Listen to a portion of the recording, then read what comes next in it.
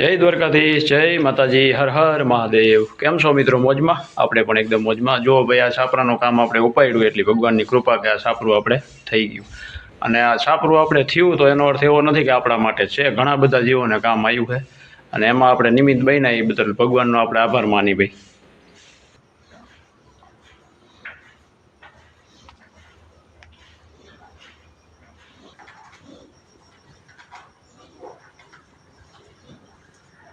અને જુઓ ભાઈ, એનું એક કારણ છે કે ભાઈ વરસાદ કે વાવાઝોડા જેવું બહુ હોય તો ત્યારે આ છાપરાની અંદર ઘણા જીવ આશરો લે ભાઈ।